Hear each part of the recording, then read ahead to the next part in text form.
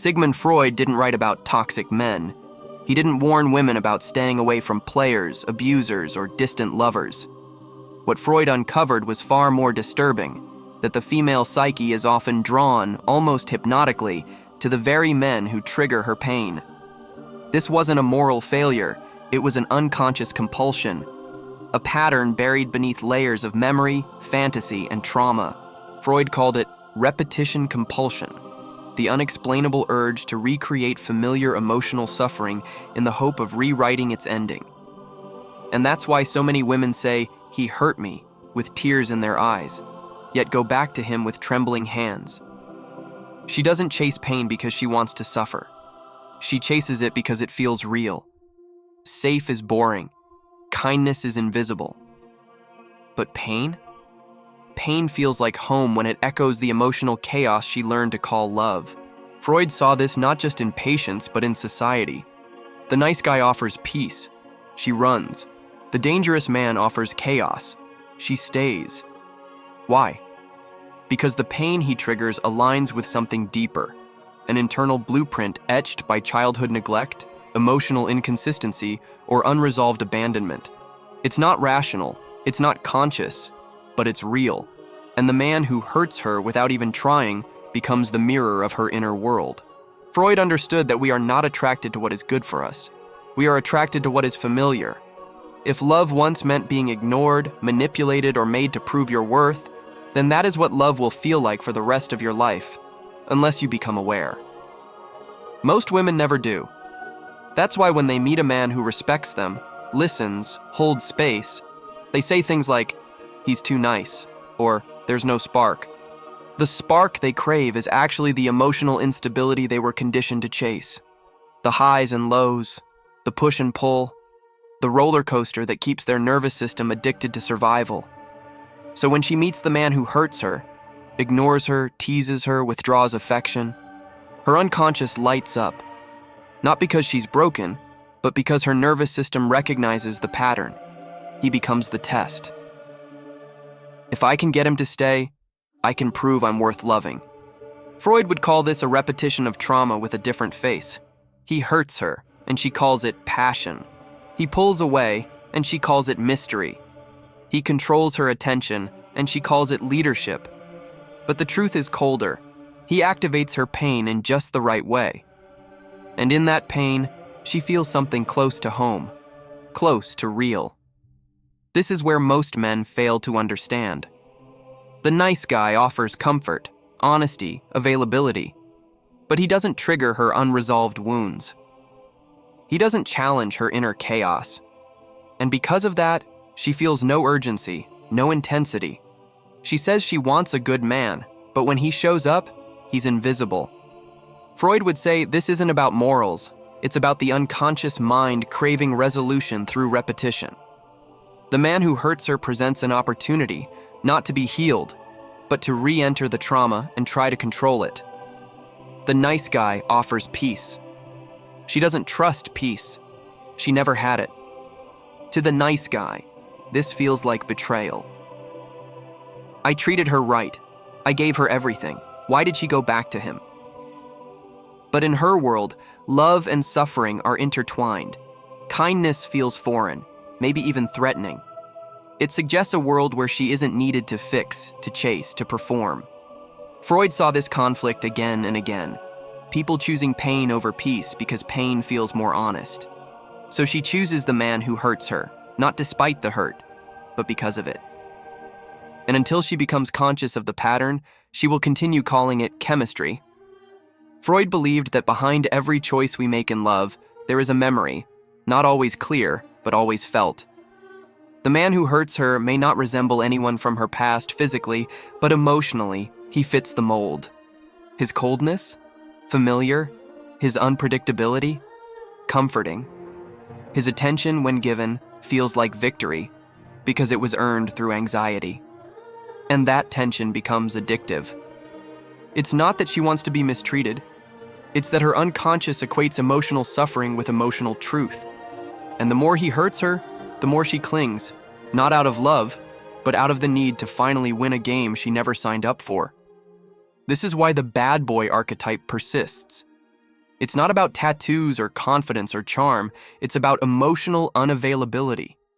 The man who can pull away without guilt, who withholds just enough to keep her reaching, who breaks her rhythm and makes her nervous system chase resolution. He's not necessarily powerful. He's just triggering her past with precision. Freud would say, he has access to her unconscious. He may not know it, but he becomes the symbol of a wound she hasn't healed. And that wound, once opened, feels like desire. What happens when she finally meets a man who doesn't hurt her, a man who's grounded, clear, present, not manipulative, not distant, not chaotic?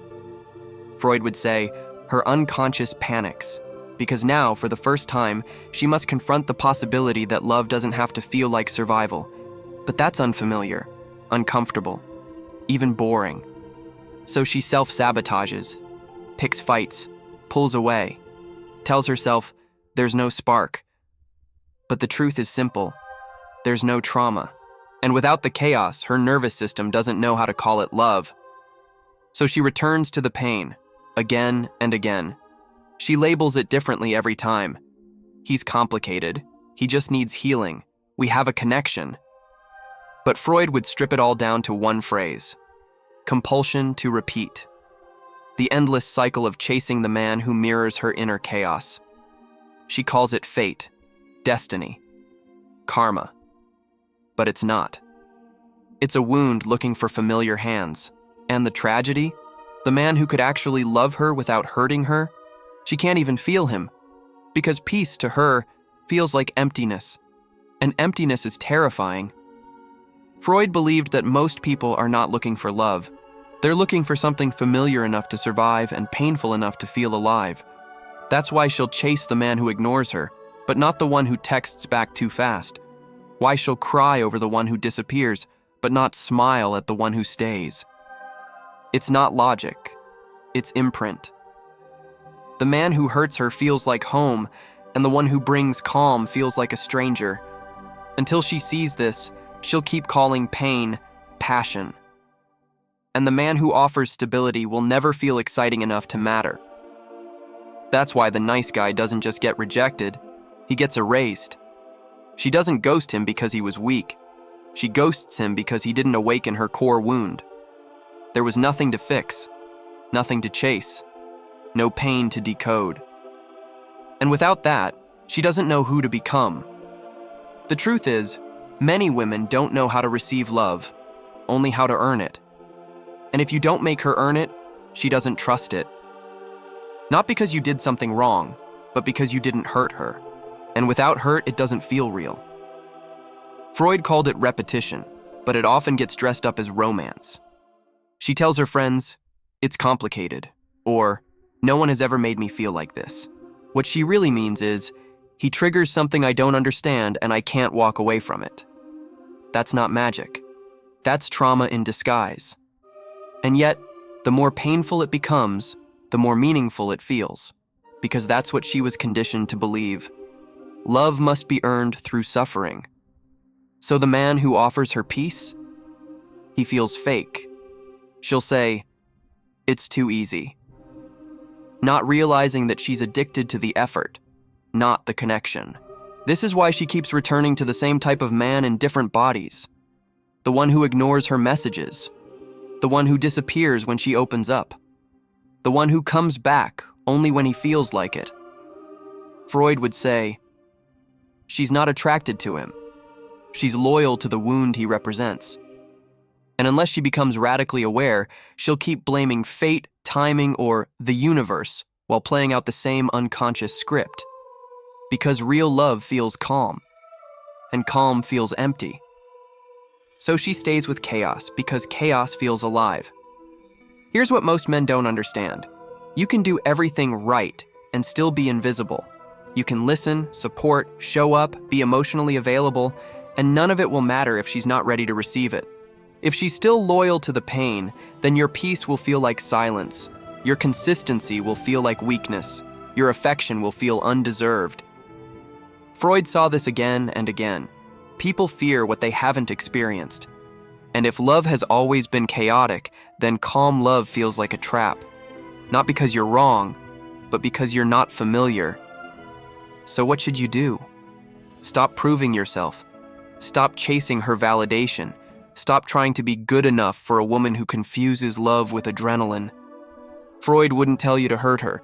He'd tell you to stay grounded while she spirals, not to fix her, not to save her, but to let her confront the pattern on her own.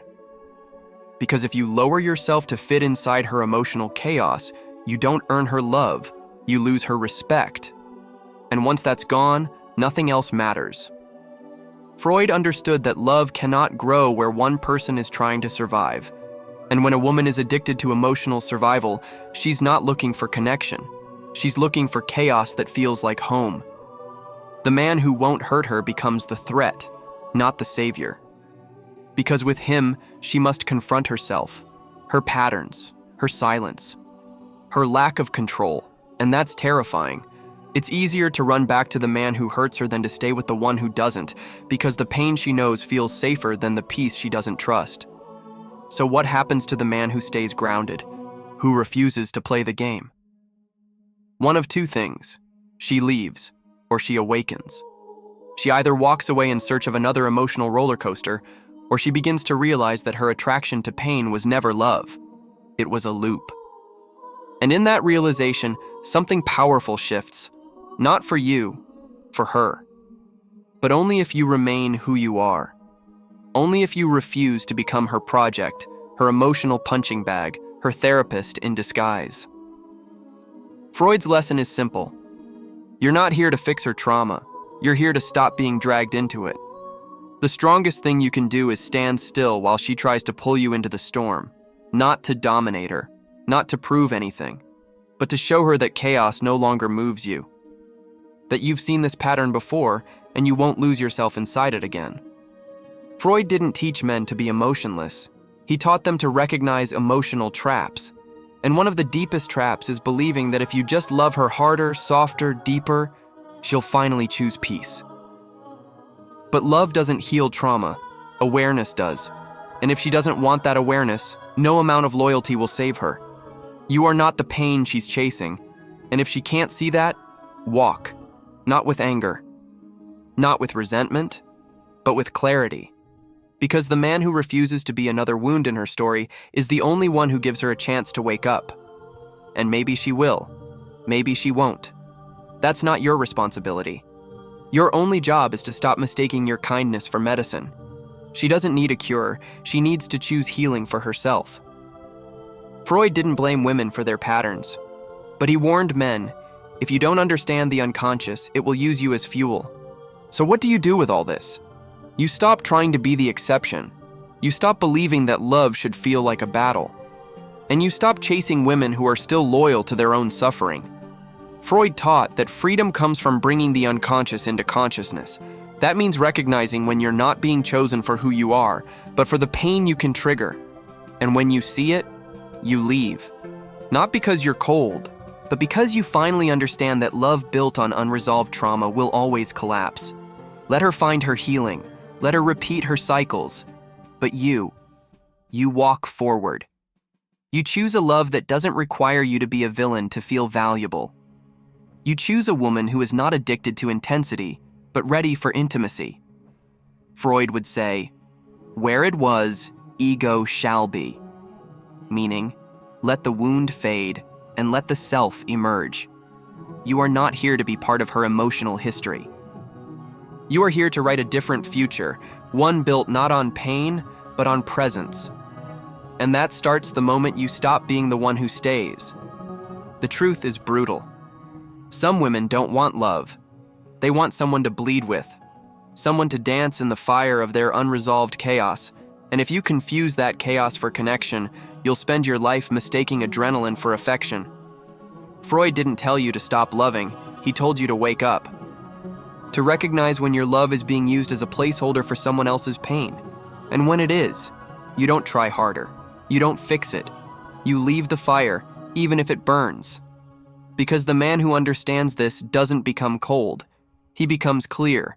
He becomes dangerous, not to women, but to every unconscious cycle that once ruled him.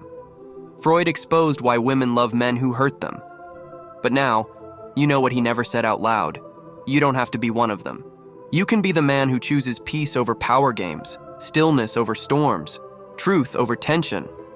And when you meet a woman who's done running from herself, she'll recognize you not by your charm, but by your calm.